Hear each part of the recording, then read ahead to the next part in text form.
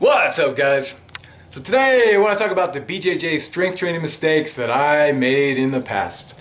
And first and foremost was not involving enough core into the exercises I was choosing.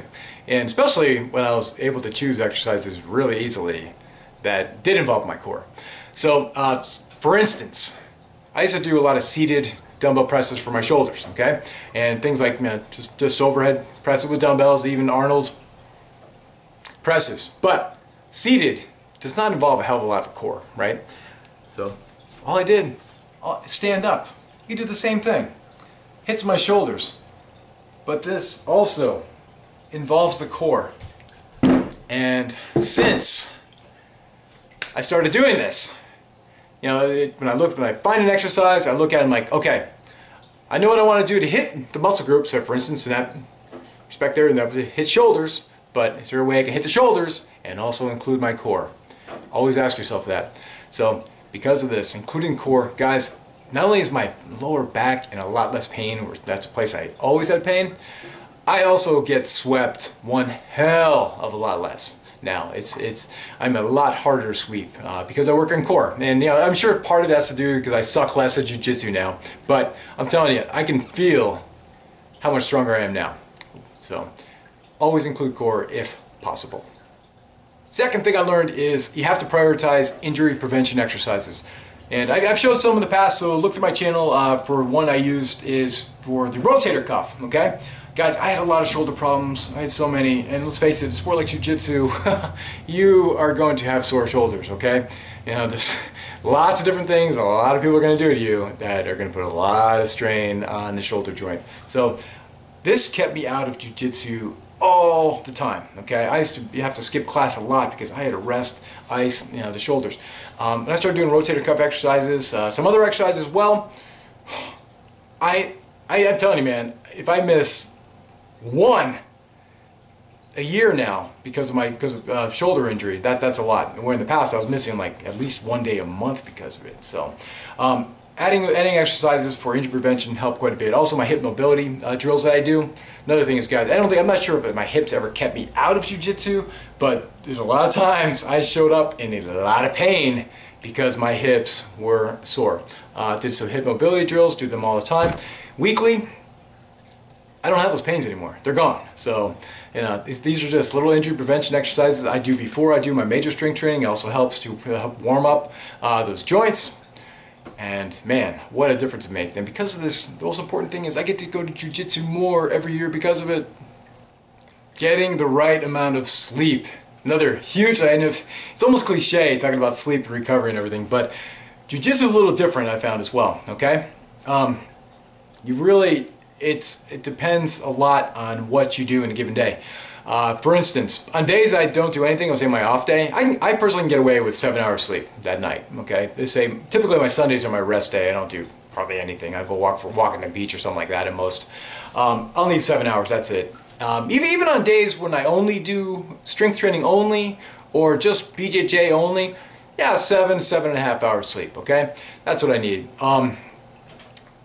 With BJJ, and strength training on the same day, that night, I'm gonna need at least 8 hours sleep, 8 to 8.5 hours, okay?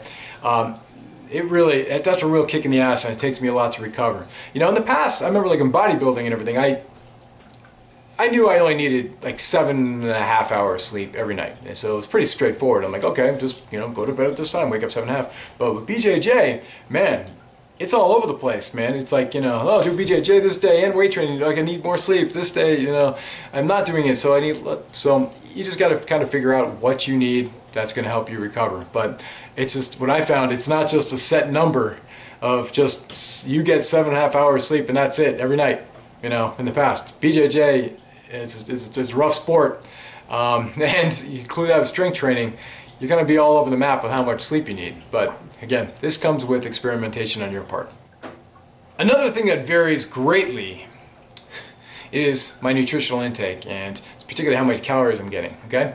And this can vary, I mean, night to night, all right? Just kind of give you, for instance, you know, some nights you go to BJJ, and it's let's put it this way, it's always difficult there, right? I mean, you're going to get a workout, you're going to get, you know, a good sweat going, you're going to leave there feeling tired.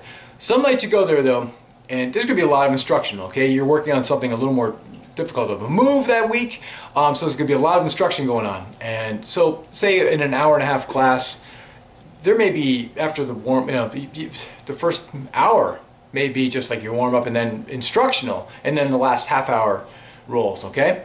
And I know sometimes you go to class and your professor may be like, right after warm-up, we're doing 10-minute rolls the entire class. Okay. Man, on those days, those nights, in the following day, your nutritional intake is going to be, it's going to increase, okay? Whatever you thought you're going to need, you're probably going to need more, because that is going to take a drastic, a crazy amount of calories to be able to recover from, okay? That night. That's going to be a real, you know, sometimes you go to BJJ, it's just hard. Some nights you go there, it's a kick in the nuts, okay? So and again, your nutritional intake is going to have to, vary, you know, to be able to compensate for, you know, the calorie expenditure that you have. Again, this is something in my past, like in bodybuilding.